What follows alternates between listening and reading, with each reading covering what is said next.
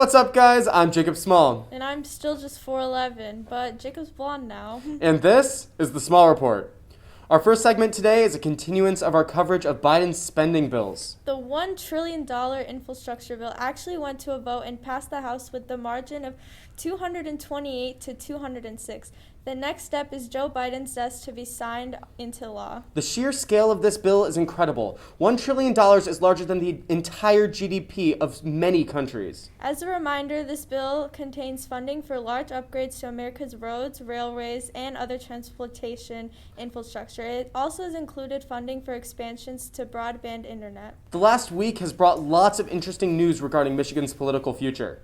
First off, the Michigan Independent Citizens Redistricting Committee has released 3 new maps. The introduction of these new maps comes as a result of the 4 old maps under consideration all being considered to violate the Voting Rights Act of 1964. These 3 new maps better represent the state as a whole, giving Michigan's minority populations better representation at the federal level. Our second point of political interest for Michigan's future deals with the 2021 gubernatorial elections held last week in New Jersey and Virginia. Just as Jacob predicted, Virginia race went to the Republicans and New Jersey by a slight margin to the Democrats. Both states shifted about 13 points towards the Republican Party, a bad sign for Democrats hopeful of staying in power. As both Virginia and New Jersey are far more Democratic than Michigan, it seems a bad sign for incumbent Governor Gretchen Whitmer, who first won office in 2018 with 54% of the vote. In order for her to be reelected, Whitmer will still need the national mood on her side, although sporadic polling does seem to suggest her job approval is far higher than the president's. Next up for world news is correspondent Wyatt Odisho. Good morning. Today we're visiting North Africa, specifically Algeria and Morocco.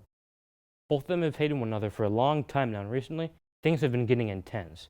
Over the past year, Morocco and the UN have logged over 1,000 incidents of the Polisario firing on Moroccan units. The Polisario is a rebel group fighting for Western Sahara independence and have been fighting since 1975, until a ceasefire was signed in 1991.